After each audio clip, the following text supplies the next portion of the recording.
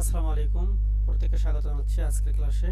তো আজকে আমরা যে টপিকটা নিয়ে কথা বলবো, তো আমাদের রুটিন অনুসারে এই ক্লাসটা হওয়ার কথা আজকে। তো এখানে আমাদের রুটিনে দেওয়া আছে পদার্থ আলোক বিজ্ঞান অংশের অর্থাৎ গ বিভাগের জ্যামিতিক আলোক বিজ্ঞান টপিক।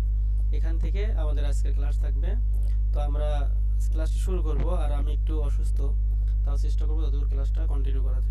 তো অবশ্যই আপনারা কন্টিনিউ করতে থাকুন, আর অবশ্যই যারা এখনও পেইড ব্যাচের স্টুডেন্ট আছেন তারা অবশ্যই আপনাদের ক্লাস শেষে মতামত আমাকে জানাবেন। আমাদের পার্সোনাল মেসেঞ্জার নাম্বার আছে, অবশ্যই জানাবেন।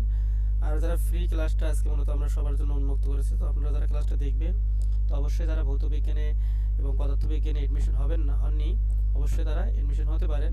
তো ভৌত বিজ্ঞানের জন্য অবশ্যই আপনারা এই নাম্বারটিতে ফোন দিয়ে ভর্তি কনফার্ম করে নেবেন। আশা করি যারা পদার্থবিজ্ঞান তারাও সেম কথা, যে এই নাম্বারটিতে ফোন দিয়ে আপনারা ভর্তি কনফার্ম করে নেবেন। তো আমাদের এই অফার চলছে 720 টাকা ভর্তি। তো আপনারা চাইলে দ্রুত এই কোর্সে ভর্তি হতে পারেন। তো অফারটি সীমিত সময়ের জন্য আছে 720 টাকা। তো আমরা 2-1 দিনের পরে এই অফারটি বন্ধ করে দেওয়া হবে। সেক্ষেত্রে কোর্স ফি হবে 1020 টাকা। সো আমরা ক্লাসটি শুরু করছি।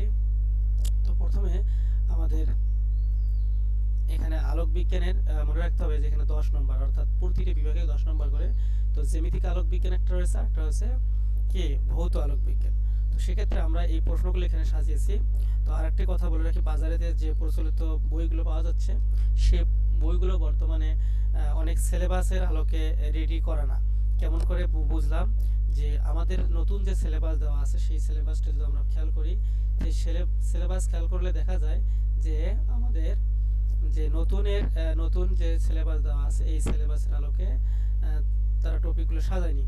তো সেক্ষেত্রে এখানে প্রশ্ন অনেক মিস্টেক হতে পারে, তা পরীক্ষা আপনি কমন না পেতে পারেন বাজারের বইগুলো পড়লে।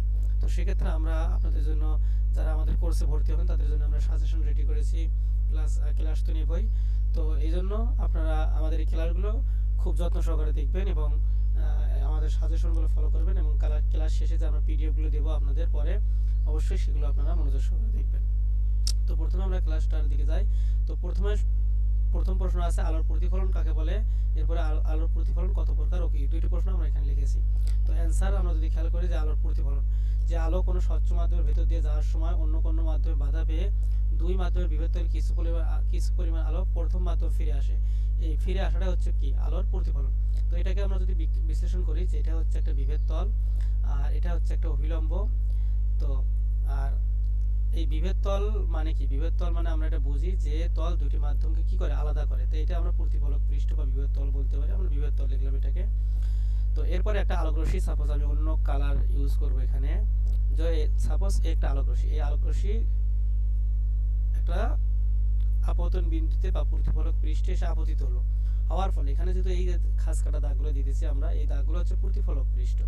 তো এখানে বাধা পেয়ে কি হবে? অর্থাৎ এই আলোক রশ্মিটা আবার আগের মাধ্যমে ফিরে যাবে। তো এই যে আগের মাধ্যমে ফিরে গেল, এটা প্রথমে এটা আসার পরে এই বিন্দুতে, আপতন বিন্দুতে অথবা এই বিভেদ তলের উপর এসে পড়ার পরে আবার কি হলো? প্রতিফলিত হলো। তাহলে এটা আগের মাধ্যম ফিরে গেছে। এটা কিভাবে আগের মাধ্যম? এই অংশটুকু যে আছে, এখানে যে অংশটুকু আছে, এটা হচ্ছে প্রথম মাধ্যম। যে কোনো একটা মাধ্যম ধরতে হবে প্রথম মাধ্যম। আর এই যে অংশটুকু এখানে আছে, এটা হচ্ছে কি? দ্বিতীয় মাধ্যম। তাহলে তাই বলেছি এখানে আমরা, যে আলো কোনো স্বচ্ছ মাধ্যমের ভেতর দিয়ে যাওয়ার সময় অন্য কোনো মাধ্যমে বাধা পেয়ে দুই মাধ্যমের বিভেদ তলে, দুই মাধ্যমের, যেমন এটা প্রথম মাধ্যম, এটা কি? দ্বিতীয় মাধ্যম, এর বিভেদ তল, এটা হচ্ছে আমাদের বিভেদ তল। এই বিভেদ তলে কিছু পরিমাণ আলো আগের মাধ্যমে ফিরে, অর্থাৎ আগের মাধ্যমে ফিরে আসে। একে মূলত বলা হয় আলোর প্রতিফলন। তো আশা করি আপনারা আলোর প্রতিফলনের সংজ্ঞাটি বুঝতে পেরেছেন, এবং এখান থেকে আমাদের আপনারা এগুলো নোট করে নেবেন, এবং ক্লাস শেষে আমরা তো পিডিএফ দেবই। তো আজকে যদি প্রথম ক্লাস, আজকে পিডিএফ দেবো না। আপনারা যারা পেইড ব্যাচ রেজিস্ট্রেশন, অবশ্যই আমরা তাতে আলাদা আলাদা ভাবে আমরা এগুলোকে পিডিএফটি দেবো। আর যারা ভর্তি হননি, ভর্তি স্টুডেন্ট নন, তাদের জন্য মূলত আমরা পরে, যারা ভর্তি হবেন তাদেরকে আমরা একসঙ্গে এগুলো পিডিএফ দেওয়ার চেষ্টা করব। তো আপনারা যারা ভর্তি হননি, দ্রুত এই নাম্বারটিতে যোগাযোগ করে আপনারা ভর্তিটা কনফার্ম করে নেবেন, এবং ক্লাস রুটিন দেওয়া আছে। তো আমাদের পরবর্তী ক্লাস হবে 3 তারিখ, এরপরে ক্লাস হবে 5 তারিখ।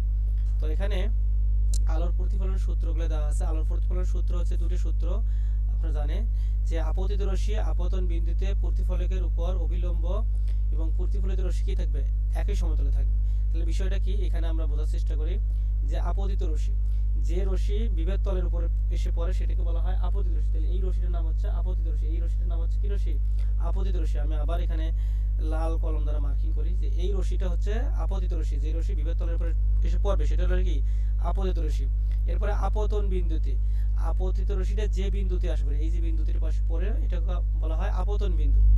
আর প্রতিফলকের উপর, তাহলে এই যে বিভব তল এখানে যে প্রতিফলক পৃষ্ঠ আমরা লিখছি এটা হচ্ছে কি প্রতিফলক। এটা কি প্রতিফলকের উপর অবিলম্ব, এই যে হচ্ছে অবিলম্ব, এই খাড়া লম্ব যে এরকম লম্ব চিহ্ন কিরকম এরকম করে লিখি না আমরা, এই হচ্ছে লম্ব চিহ্ন। তো জাস্ট এইরকম যখন নিচের দিকেও থাকবে এটাকে বলা হয় আমরা বলবো আমরা অবিলম্ব। এবং প্রতিফলিত রশ্মি, যে রশ্মিটা আবার আগের মাধ্যমে ফিরে যায়, ব্যাক করে, প্রথম মাধ্যমে ব্যাক করে, সেটাকে বলা হয় প্রতিফলিত রশ্মি। তাহলে কি বলছে এখানে, আপতিত রশ্মি আপতন বিন্দুতে প্রতিফলকের উপর অবিলম্ব এবং প্রতিফলিত রশ্মি কি থাকবে একই সমতলে থাকবে। একই সমতলে থাকবে কথার মানে হচ্ছে যে একটা বিন্দুতে এদের কেন্দ্রবিন্দু হবে কি একটা। সাপোজ এখান থেকে আমরা যদি আরেকটা চিত্র এখানে দেখি, এই চিত্রের সাহায্যে যে সাপোজ এটা হচ্ছে বিভব তল, এটা হচ্ছে অবিলম্ব, এটা হচ্ছে অবিলম্ব, আর অন্য একটা কালার আমরা ইউজ করব এখানে, সেটা হচ্ছে এটা হচ্ছে আপতিত রশ্মি। তাহলে আপতিত রশ্মিটা কোথায় পড়লো, এই যে আপতন বিন্দুতে এসে পড়লো, তারপর আপতন বিন্দু থেকে এর ব্যাক করছে, মানে এই মাধ্যমে ফিরে গেছে। তার মানে বলছে যে আপতিত রশ্মি আপতন বিন্দুতে প্রতিফলকের উপর অঙ্কিত অবিলম্ব এবং প্রতিফলিত রশ্মি একই সমতলে থাকবে। তাহলে চারটা জিনিস, এই যে আপতিত রশ্মি 1, তারপরে আপতন বিন্দু হলো 2, এরপরে হচ্ছে প্রতিফলিত রশ্মি হলো 3, তারপরে হচ্ছে অবিলম্ব হচ্ছে 4। এই চারটি জিনিস আমাদের এখানে সেম ঠিক রাখতে হবে। চারটি জিনিস ঠিক রেখে আপনি যা মন চায় সেভাবে বানিয়ে দিবেন, তাহলে আপনাদের হবে। তাহলে কি বললাম যে আপতিত রশ্মি, আমি যদি খেয়াল করি এখানে যে আপতিত রশ্মি আপতন বিন্দুতে প্রতিফলকের, এখানে প্রতিফলক আরেকটা জিনিস আমি অ্যাড করে 5টা জিনিসও বলতে পারি। এটা হলো প্রতিফলক, প্রতিফলকের এটা হলো প্রতিফলক, এটা হলো প্রতিফলক, প্রতিফলকের উপর অঙ্কিত অবিলম্ব, এই 4 নাম্বারটা হচ্ছে অবিলম্ব, তারপরে প্রতিফলিত রশ্মি একই সমতলে থাকবে। তো এরকম করে 4টা বা 5টা জিনিস আপনি যদি সেম লেখেন সেক্ষেত্রে আপনার আলোর প্রতিফলনের প্রথম সূত্রটি কনফার্ম হয়ে গেল। তো আশা করি আপনারা এটা বুঝতে পেরেছেন, আর যদি কোথাও বুঝতে সমস্যা হয় সেক্ষেত্রে অবশ্যই আপনারা কমেন্ট করে জানাবেন। তো এরপরে যেটা করব সেটা হচ্ছে যে আলোর প্রতিফলনের দ্বিতীয় সূত্রতে বলা আছে যে আপতন কোণ এবং প্রতিফলন কোণ সর্বদা সমান হয়।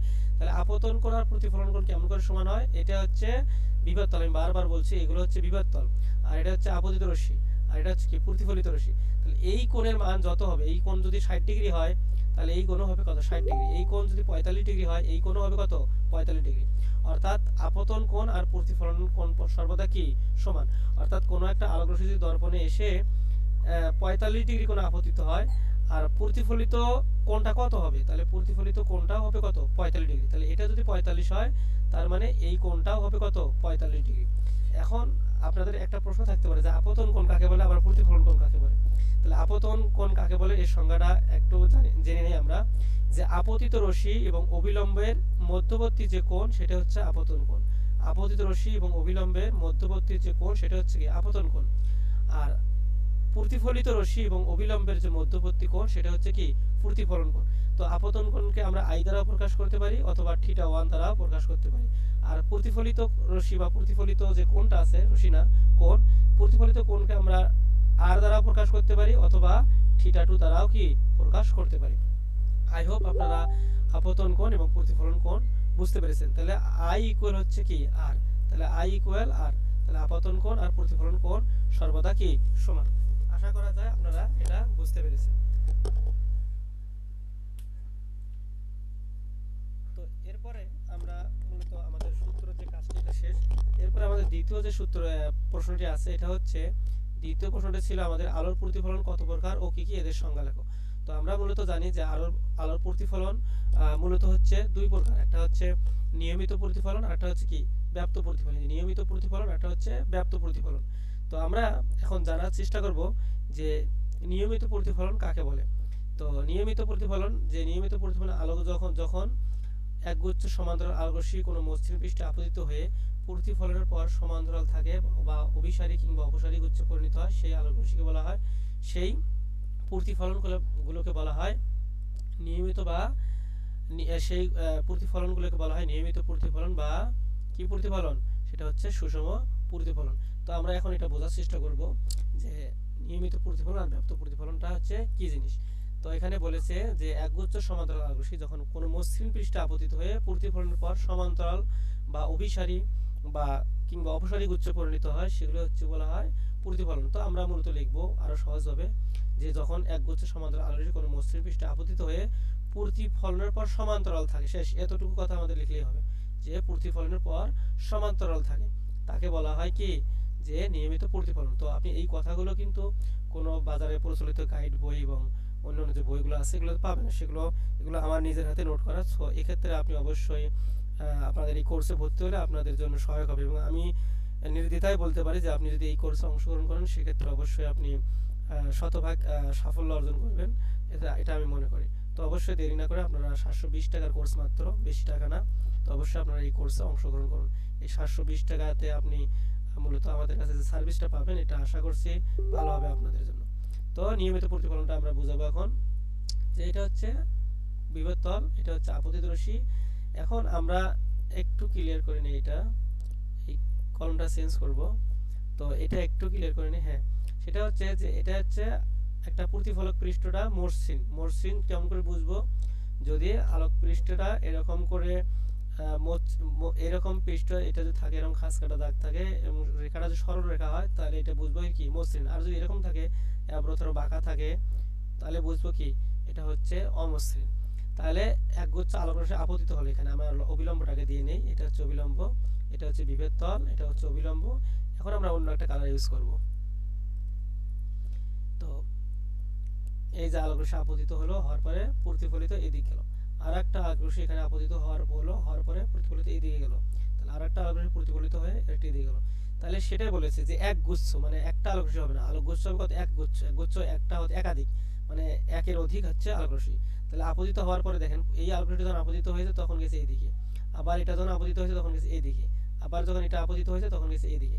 তার মানে কি এই আলোক রশ্মিগুলো প্রতিসরণের পরে, এই আলোক রশ্মিগুলো কি হয়েছে যে প্রতিফলনের পরে, প্রতিফলনের পরে সমান্তরালে আছে, অর্থাৎ যেভাবে এখানে ছিল সেভাবে এখানে কি আপতিত হয়েছে। তাহলে আমরা এটাকে বলবো কি নিয়মিত প্রতিফলন। আই হোপ আপনারা এটা বুঝতে পেরেছেন। এরপরে ব্যাপ্ত প্রতিফলন, যদি একগুচ্ছ সমান্তরাল আলোক রশ্মি কোনো পৃষ্ঠে আপতিত হয়ে প্রতিফলনের পর অসমান্তরাল বা অভিসারী বা অপসারী গুচ্ছে পরিণত না হয় তখন তাকে বলা হয় ব্যাপ্ত বা বিক্ষিপ্ত বা অনিয়মিত প্রতিফলন। তো আমরা মূলত এটাকে এভাবে দেব যে যখন একগুচ্ছ সমান্তরাল আলোক রশ্মি কোনো পৃষ্ঠে আপতিত হয়ে প্রতিফলনের পর সমান্তরাল থাকে না, সমান্তরাল বা অসমান্তরাল হয়, যেখানে বলছে সমান্তরাল থাকে ওখানে লিখবো আমরা কি সমান্তরাল থাকে না, তখন তাকে বলবো আমরা কি ব্যাপ্ত প্রতিফলন। তো আমরা দেখি যে এটাতে সাধারণত প্রতিফলক পৃষ্ঠটা আপনি মসৃণ পাবেন না, এরকম আলো প্রথমে পাবেন, সেটা হচ্ছে ব্যাপ্ত, এরকম থাকবে। আলোক রশ্মি আসলো একটা আপতিত হলো, এই দলটার অবিলম্ব, যখন আলোক রশ্মি আপতিত হলো হয় এদিক গেল, আবার একটা আলোক রশ্মি এখানে আপতিত হয় এদিক গেল, আবার একটা আলোক রশ্মি হয় এদিক গেল, আর একটা আলোক রশ্মি এদিকে, মানে অ্যাব্রোথেব্র, কোনো ঠিক নেই। তাহলে তখন আমরা বলবো, তাকে বলবো কি অনিয়মিত প্রতিফলন। আই হোপ আপনার নিয়মিত প্রতিফলন অনিয়মিত প্রতিফলনটি বুঝতে পেরেছেন। তো আমাদের দুইটা কোশ্চেন আমাদের সলভ করা শেষ। এই প্রশ্নগুলো আমরা মূলত এইভাবে সবগুলো প্রশ্ন বুঝে বুঝে সলভ করব ক্লাস শেষে।